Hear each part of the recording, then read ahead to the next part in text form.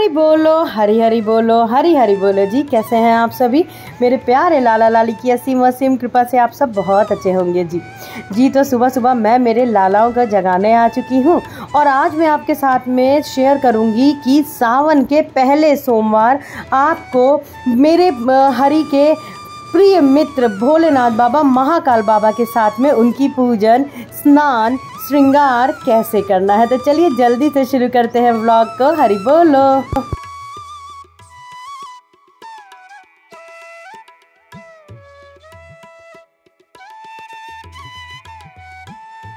सर्वप्रथम मैं आचमनी करके मेरे लालाओं को, लाडों को जल ग्रहण करवा दूंगी। उसके बाद मैं उनको स्नान कराऊंगी और पुष्पाद मेरे पास इतने ही हैं और ये मेरे लड्डू लाडों की बालकनी के पुष्प हैं। तो इस तरह से मैं जल्दी से आचमन करा के लाला को मेरे जल ग्रहण करवा दूंगी। और इधर मैं अब जो मेरे पूजन की सामग्री है वो मैं आपको दिखा देती हूँ कि हमें पूजन की सामग्री क्या क्या चाहिए।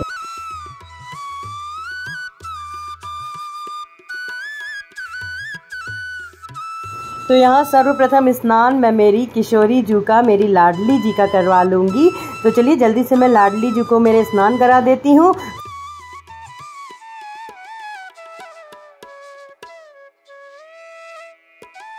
तो जी यहाँ पे मेरे प्यारे किशोरी, कान्हा, लाडली जी सभी का स्नान हो चुका है। ये है पूजन की सामग्री। सर्वप्रथम मैंने शुद्ध जल ले लिया है। ये रहा गंगा जल। साथ में मैंने कच्चा दूध ले लिया है। ये कच्चा दूध है। ये मैंने इत्र ले लिया है और ये मैंने भस्म ले लिया है। ठीक है।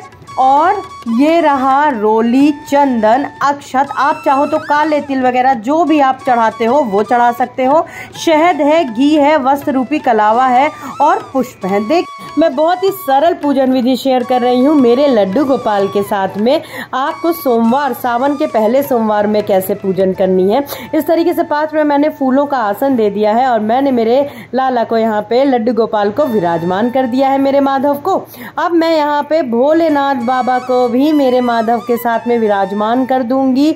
आपके पास में जो शिवलिंग है, नर्मदेश्वर शिवलिंग है, आप वो लड्डू गोपाल के साथ में विराजमान करा सकते हो। देखिए नर्मदेश्वर शिवलिंग तो साक्षात महाकाल बाबा हैं। तो आप उनको इस प्रकार से मैं जैसे सभी लोगों को विराजमान कर दूंगी, आप विराजमान कर दीजिएगा। मेरे लड्डू गोपाल के साथ में मैंने मेरे सारे नर्मदेश्वर शिवलिंग को जो है वो विराजमान कर दिया है और शालिग्राम महाराज जी भी हैं। सर्वप्रथम मैं जल से स्नान कराऊंगी, हाथ पैर धुलवाऊंगी। कुल्ला एक तरीके से ये आचमनी होती है। फिर इस तरह से देखिए मैं भोलेनाथ बाबा पे अभिषेक करवाऊंगी और सभी को मैं जल से, शुद्ध जल से पहले स्नान करा दूंगी। और देखिए मैं फिर कह रही हूँ, ये मैं लाला के साथ में आपके साथ में मैं शेयर कर रही हूँ सोमवार की पूजन। सोमवार की जो पूजन है वो भी मैं आपके साथ में भोलेनाथ बाबा के परिवार के साथ में मैं शेयर करूँगी। मैं अभी यहाँ पे मेरे लड्डू गोपाल के साथ में शिवलिंग में पूरे भोलेनाथ बाबा का परिवार होता है, मैं उन्हीं को स्मरण करके यहाँ पे अभिषेक करवा रही हूँ। एक बार फिर से मैं जल चढ़ा दूंगी। उसके बाद में मैं चढ़ाऊंगी शहद। इस तरह से शहद से अभिषेक करेंगे हम मेरे लड्डू गोपाल का और सारे ही नर्मदेश्वर शिवलिंग का। मैं इस तरह से जो शहद है वो चढ़ा दूंगी और बहुत हल्के हाथों से इस तरह से हमें शहद मिला देना है और फिर से हम शुद्ध जल से एक बार स्नान करवाएंगे। जल से स्नान के बाद में इस प्रकार से मैं घी का भी अभिषेक करवा दूंगी और इसमें हल्की सी आप चाहे तो जो चीनी है, चीनी का बूरा वो भी मिला सकते हैं। तो पंचामृत अभिषेक हमारा हो चुका है। अब मैं अच्छे से शुद्ध जल से फिर से मेरे लाला को और महाकाल बाबा को स्नान करवा दूंगी। बहुत अच्छे से हमें स्नान करवा देना है शुद्ध जल से। फिर से स्नान के बाद में इस प्रकार से बाबा का भी हम अंग पोषण कर देंगे और मेरे प्यारे लाला का भी मैं अच्छे से देखिए पोंछ दूंगी उनको कि ज़रा भी पानी और चिकनाई ना रह जाए। तो यहाँ पे मेरे माधु जो हैं आ चुके हैं स्नान करके और मेरा लाला बहुत प्यारा लग रहा है। अब मैं मेरे लाला को जल्दी से तैयार कर देती हूँ, इनका मैं अच्छे से श्रृंगार कर देती हूँ।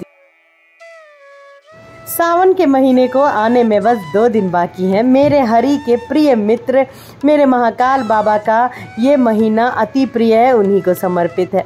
मैं अब ऐसा तो हो ही नहीं सकता कि महाकाल बाबा का जो प्रिय हो वो मेरे हरि, मेरे लड्डू गोपाल को ना प्रिय हो, मेरी लाडली जी को ना प्रिय हो। उनको झूले में अवश्य झुलाएं, उनको इस प्रकार से हरी पोशाक सावन के पहले सोमवार में ज़रूर पहनाए लालाओं को, लाडली जी को। और देखिए मेरे प्यारे लाला कितना प्यारा लग रहा है हरी पोशाक पहन करके। और सावन के पहले सोमवार को आपको इसी प्रकार से पूजन करनी है। लाला को मैंने यहाँ पे हरी कलर की जो पोशाक है वो पहना दिया है। उनको कड़े, कुंदन, जो उनका श्रृंगार है वो मैं पूर्ण कर दूंगी। और वैजयंती माला अवश्य पहनाइएगा। इस तरह से मैं वैजयंती माला मेरे लाला को पहना दूंगी और उनको जल्दी से कर दूंगी तैयार। लड्डू गोपाल की बहुत ही सरल पूजन विधि जो है वो आज मैंने आपके साथ में शेयर किया। सावन के पहले सोमवार को आप इस तरीके से भोलेनाथ बाबा के साथ में ही उनका अभिषेक करवाएं। अभिषेक करवाने के बाद में उनको हरे कलर की पोशाक धारण करवाएं। आप चाहें तो रोज लाला को, लाडो को हरी पोशाक पहना सकते हो, और नहीं तो विशेष आप सोमवार को तो अवश्य पहनाएं। इस प्रकार से मैं सुंदर सा श्रृंगार कर दूंगी मेरे लाला का, और उनको बहुत सुंदर सा देखिए इत्र अवश्य लगाएं, और इस प्रकार से मालाएं, केश उनके और सुंदर सा मुकुट ज़रूर धारण कराएं। तो मेरे लड्डू गोपाल का, मेरे महादेव का हो चुका है श्रृंगार। अब मैं जल्दी से महाकाल बाबा का भी श्रृंगार कर लेती हूँ। इस तरह से बाबा को भी मैं मेरे लाला के पास में विराजमान कर दूंगी और कर लूँगी मेरे महाकाल बाबा का भी जल्दी से श्रृंगार।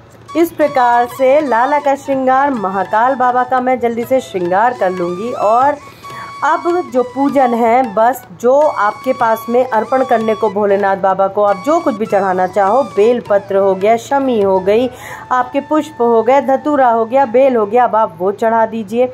भोग लगा देंगे और कर देंगे लड्डू गोपाल की भोलेनाथ बाबा के साथ में आरती। तो इस प्रकार से वाइट पुष्प ज़रूर चढ़ाइए बाबा को। और मेरे गार्डन में जो भी मेरे लाला लाली के पुष्प थे वो मैंने चढ़ा दिया है, आरती कर दी है, और मेरे लाला का भोग भी लग चुका है। आशा करती हूँ आप लोगों को अपने प्रश्नों के उत्तर अवश्य मिले होंगे। कोई प्रश्न है तो अवश्य पूछिएगा, और कोई भी सुझाव है तो कमेंट सेक्शन में ज़रूर दीजिएगा। आज के लिए बस इतना ही। मिलते हैं अपने दूसरे ब्लॉग में बहुत जल्दी। हरि बोल।